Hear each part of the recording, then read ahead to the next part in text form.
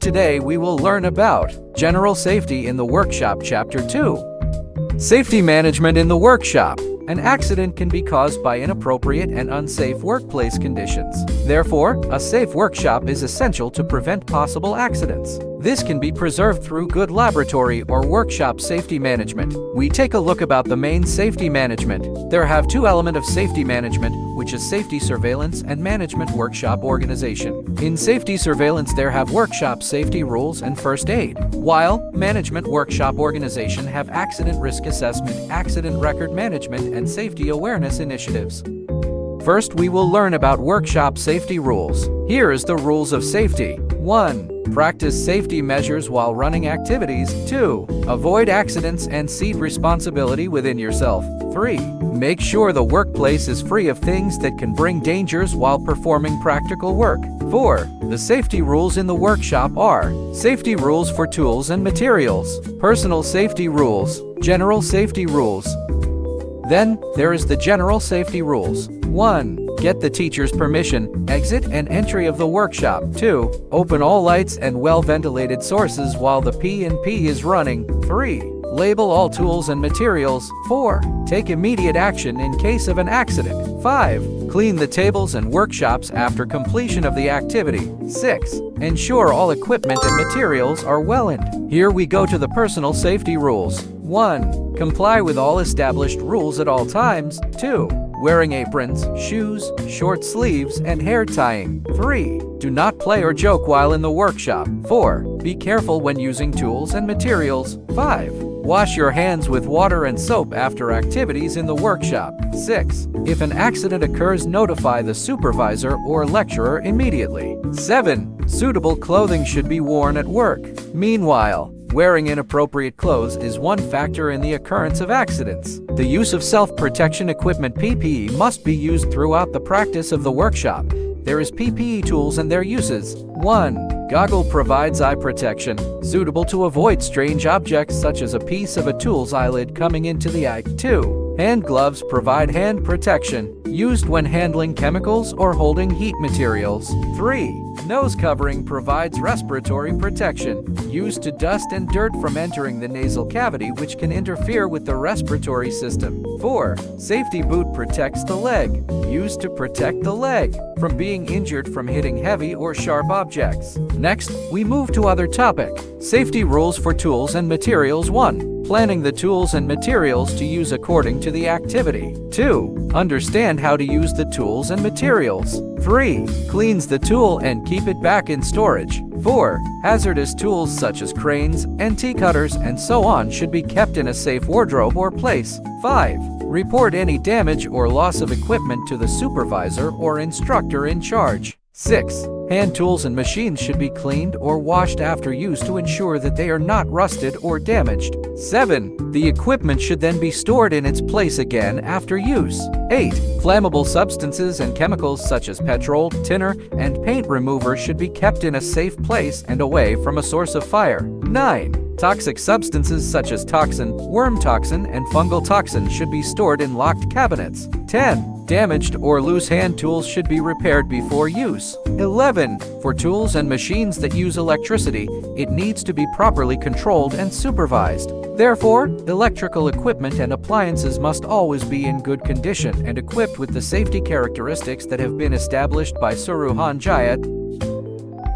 First aid is the provision of emergency aids available in the workshop. 1. First aid kits. 2. Fire extinguisher. 3.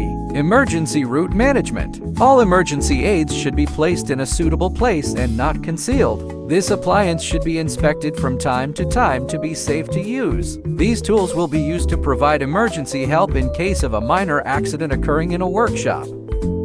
A first aid kit is very important when helping victims of accidents. Everyone should know the name of the equipment and medicines contained in the first aid kit. The medicines stored in this box should be labeled with the name, the type, and the use. The box should not be locked and should be checked from time to time. This is to ensure that the contents are sufficient and in perfect condition. Provide early treatment and mild treatment to the victims of accidents.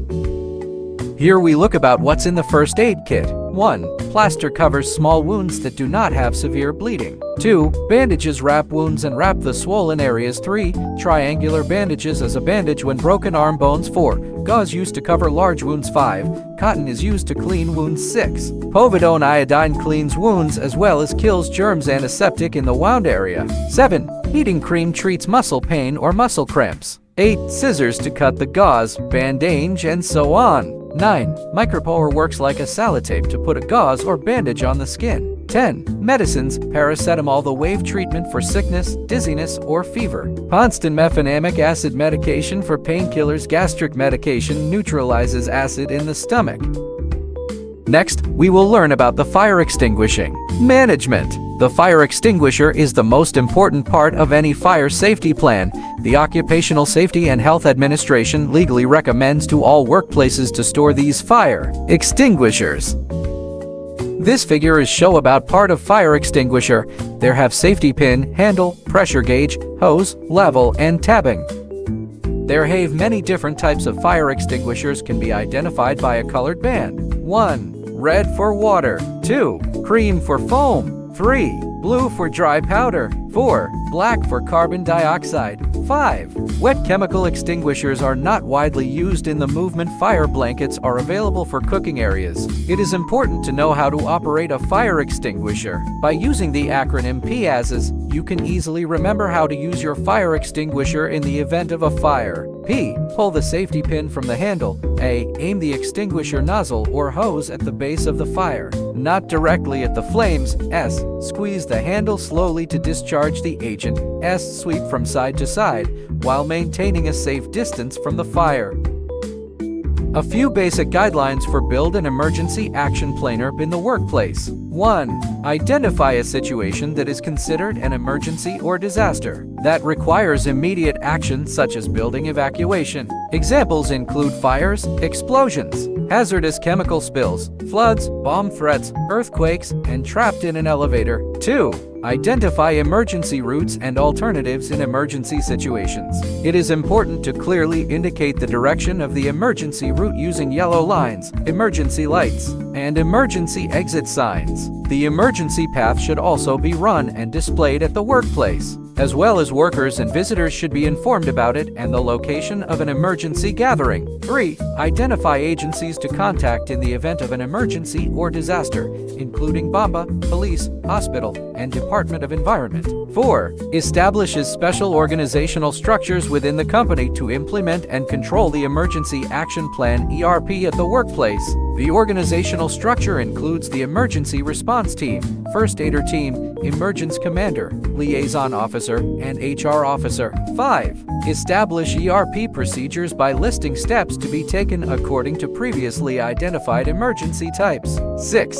Establishing procedures to calculate workers at the assembly area during an emergency. 7. Provision of both theory and practice training to workers, including the use of fire extinguishers. 8. Training employees and teams such as firefighting team, rescue team, and first aider team on ERP and their respective tasks. 9. Conduct an emergency exercise such as a mock drill at least once a year involving government agencies such as BOMBA and the hospital authorities, with assessments performed each time the exercise is held to ensure that recovery can be carried out in the future. Next, we will learn about accident risk assessment. 1. Risk management and assessment is a statutory obligation in the management of safety and health at work. 2. The Occupational Safety and Health Act 1994 requires every employer to take care of risk at work as far as practical. 3. Risk is a condition in which the occurrence cannot be accurately determined and has negative consequences such as destruction and loss of property. 4. Risk can be managed using a risk management approach. 5. Examples of risk in the machining industry are equipment and machinery accidents and injuries, technical knowledge and quality of machining work.